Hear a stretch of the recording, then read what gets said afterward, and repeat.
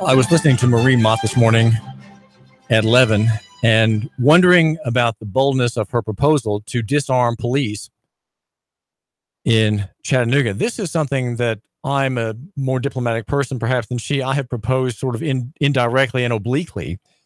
But Marie, our very own Marie Mott here at 92.7 Nuka Radio is coming up with fire to to tear down a rotten edifice, and disarmament seems to be part of that. And I'm thinking about it further with her encouragement. What would it look like if we had officers who are law enforcers and mostly do civil activity? Their power is almost always exercised in civil matters and commercial matters. The police department serves Mayor Andy Burke, and for all of its good deeds, the credit redounds to him when it's credit, and when it's discredit, it also goes to Mayor Burke, who has direct charge of that operation.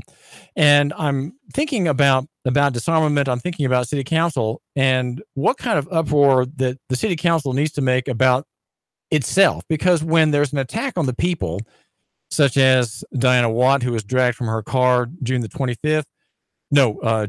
7th, and then Avery Gray's daughter, Kennedy, dragged from her car June 25th, we have effectively an attack on the people. And the legislature of the city is the city council, right? It is made up of, it is the representative body. It is not the executive body. It is not the judicial body. It is the body of the people. And they are angry at being so mistreated, or should I say so treated. If in the police perspective, what happened is all just routine, right? It's all just policy. Nothing happened to, no officers in trouble. No one did anything wrong. Though I do have an open records request in mind about where these officers work. And apparently the one officer, the officer who led the arrest of Avery Gray's daughter, Officer Wright, was on the scene of the arrest of Diana Watt. And what's going on here? And what is the connection between city police officers and their moonlighting gigs at used car lots? That's another question that we want to ask. And I just need to get my act together, my time together to make an open records request of all outside employment gigs of city officers and see if they cross over, and see if there are illegal acts being done by policemen in the way of repossession, because the Avery Gray fracas was a repo action where the officer apparently works part-time for this car lot. And if that's true, then we have to figure out, well, what are the problems there? Is that a problem? We know there's been a violation of the law because the peace was disturbed. It's called breached. The peace that morning or that afternoon was breached by the officer's conduct in assisting the repo man. So we have a line of inquiry here on the David Tula Show, and it's just a matter of the records being found out.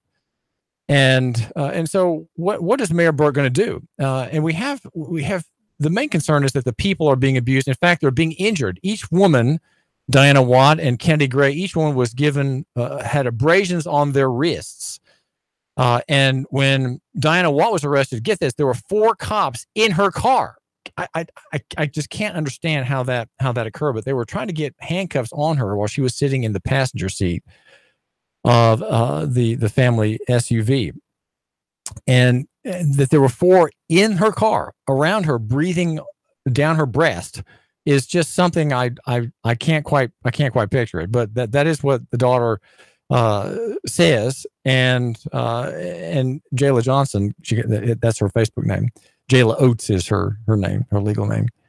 And so what is that about? And that it's all routine and that nothing amiss occurred. That's what's so striking.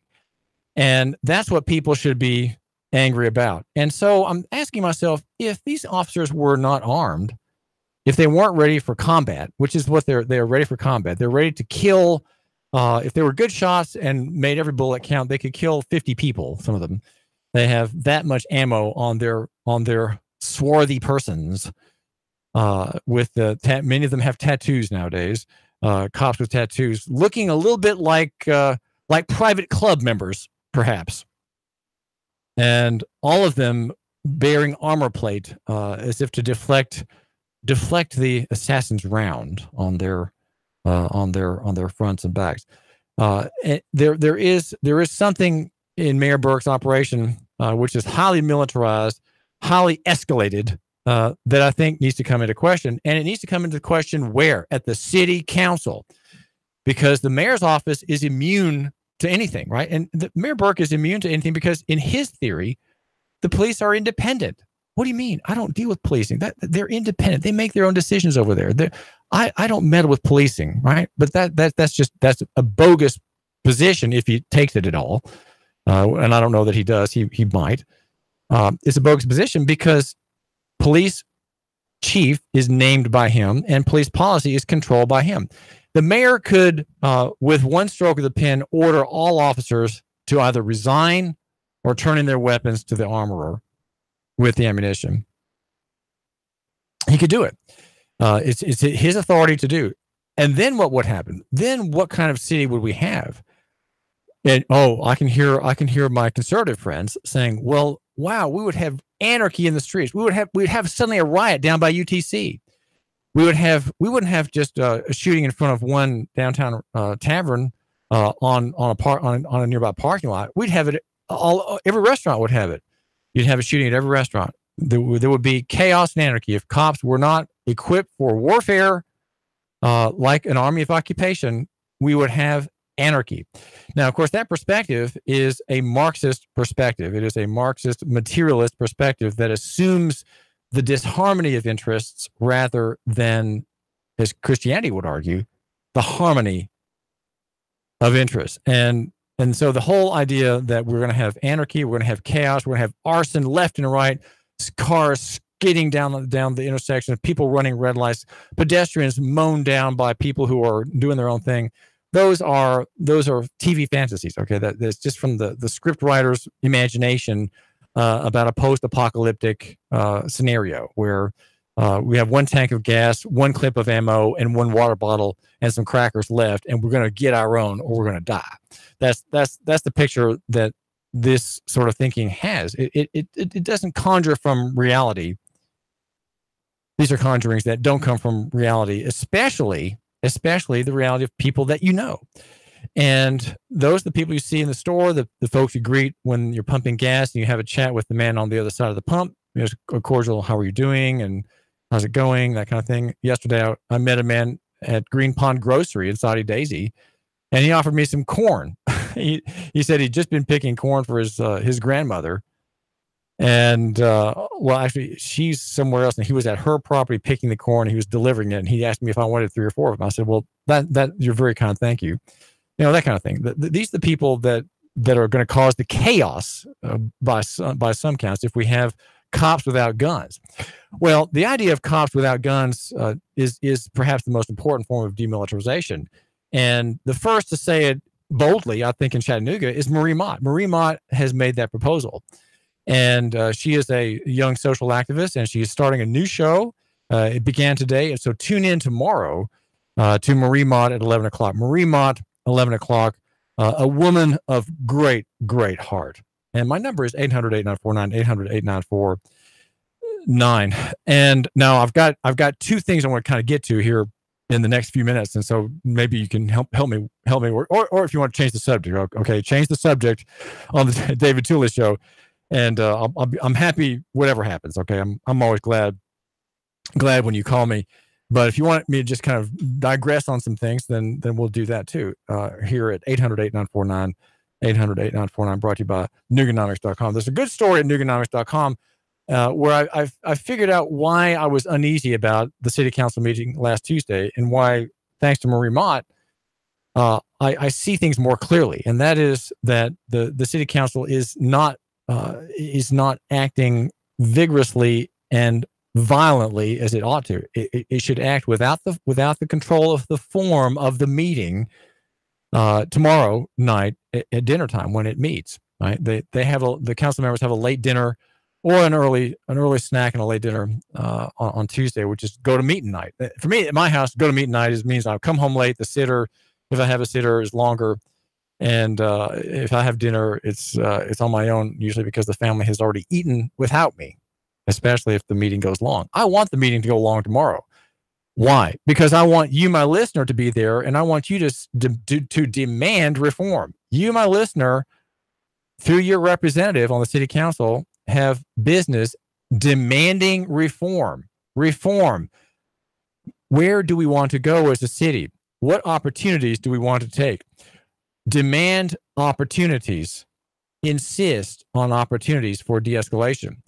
And of course, my side note on that is, well, let's also get Title 55 respected and have these cops stop acting under personal capacity in enforcing the traffic statute. All the people in the Diana water arrest were involved in personal capacity in their activity because the city has been properly notified about the limited scope of Title 55. And the larger question, though, other than that, I think double nickel reform would ease policing demands in a major way. It would simply ease demand by maybe 30 or 40% on officers' time, and would probably allow for a major staff cut in the mayor's branch there, the police department, with a $70 million budget. Because a lot of what policing does is commercial enforcement. Effectively revenue enhancement for the state's policy, its extra legal policy of harassment of private users. The larger issue, though, is do we want to have officers who are civilians and not military, right? Do we want them to be like us, or do we want them to be better than us? Because police officers are better than you and better than me. They live in a special legal world. They have special protections. They have immunity. They have qualified immunity. They are a special group to themselves. They're often they look upon other people as danger and enemies. Though there's always a show of being communitarians, right? They're communitarians when for the TV show, for the interview, for the newspaper article, but in the end, they are alone. They are all alone, and they are against the world. The world is against them. These former military types. The world is bad. The world is riotous and dangerous, and we could be killed at any time. And our main job every day, our main job, is to get home to our wife and children and be able to go to sleep.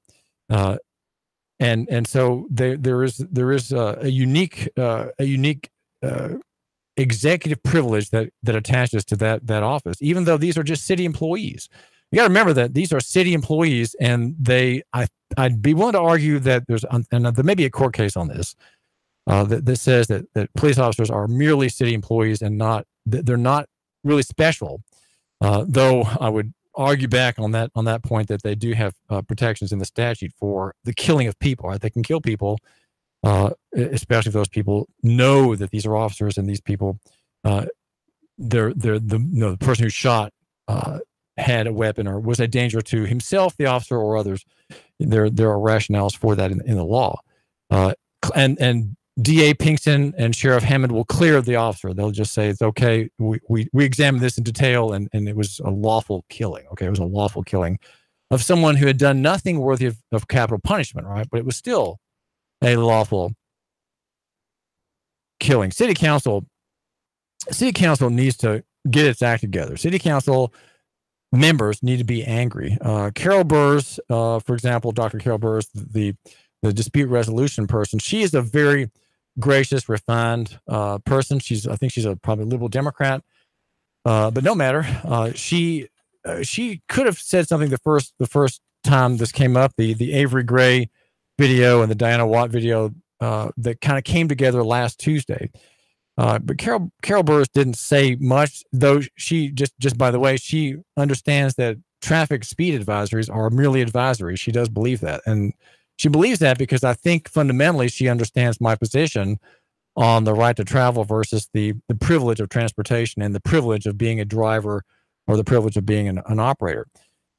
So I think she has an interest in this. She's very sympathetic to minorities and immigrants, and she is a liberal-minded person. She's probably like me on some points, which is to say a classical liberal. I'm a classical liberal identify as conservative, but that I'm actually a Christian / classical liberal. That is to say, really a minimal state and liberty and freedom.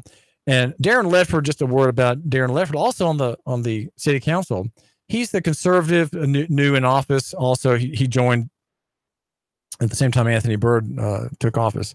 Darren is conservative, but I think because he is a conservative and a Republican, he won't see and can't see the problem that Marie Mott and that I are pointing to, and that is an abusive system. Don't forget, conservatives and liberals are brothers in a dispute, right? They're family members in a dispute. One group, you might say, the mystical leftists are Democrats. They are revolutionaries, okay, and the conservative revolutionaries, the conservative socialists, are the Republicans, right? They're both socialists ultimately. And the conservative ones are the traditionalists, right? They wouldn't have chopped the heads off in Paris during the Revolution, but they are not freedom oriented ultimately. And I think Darren Ledford could be, and I would like him to be looking at this issue in terms of the Constitution, because what we have is abusive enforcement and lack of probable cause. And in the Avery Gray daughter arrest, we have this new development, which is the officer's hidden affiliation and affinity for the repo man and the car lot that was seizing the car out from under Avery Gray's daughter while the mom was not present. Also, others on the city council, Ken Smith and Jerry Mitchell, said nothing last Tuesday, and they should have. And I'm also just noting that Erskine Oglesby, who is a member at Resurrected Reformed Baptist Church, also didn't say anything. And you know, if you're a black office holder, would you not be the first one to say, well, hey, we've got black women dragged out of their car by their extremities, as Marie Mott kept repeating, by their extremities? Would you not be one to say that? But Erskine Oglesby, in a case of over-refinement, in a case of imprisonment by the form to his duty to speak out for the people, said nothing. Russell Gilbert didn't say really anything either. And Anthony Byrd, who once when I met him, I said, Anthony, how many times have you had confrontations with officers or negative encounters where they're coming upon you because you're young and black?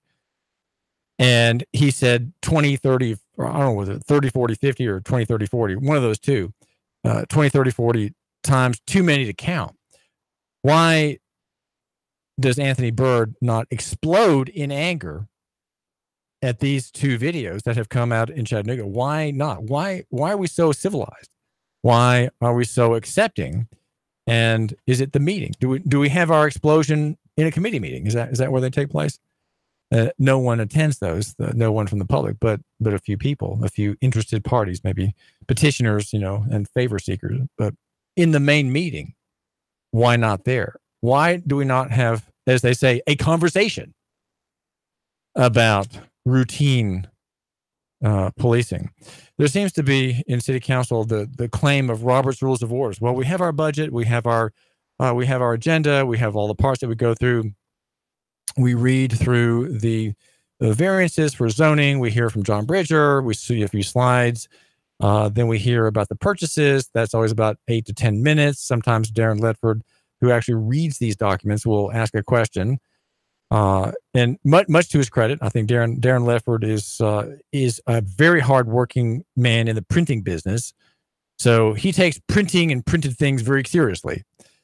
And he will look at those purchases. But then we have the part for public comment on matters not on the agenda, and that's when the explosion occurred last week. And there were 3 or 4 or 5 people making comments. There were some other business that came up as well. And Nathaniel King from Concerned Citizens for Justice spoke. Marie Mott, she said, "You cannot overcome that which you do not confront," and that is a true statement from Marie Mott, and she's absolutely right. My discussions with her put into mind the analysis that I now have. And that is a dissatisfaction with the city council members for not being angry at Mayor Andy Burke and his execution of the statute as he sees it. Now, Andy Burke knows that he has limits on Title 55, which he enforces. He knows he has a limit on it, and yet he has not informed his officers. And so all of his officers in that notorious arrest with Diana Watt are acting in personal capacity. There's room there for a lawsuit if a practicing attorney with a license wants to look at it. David Toole, listening to radio, 92.7, 800-8949. Give me a call, 800-8949. 3, 2, 1. Chattanooga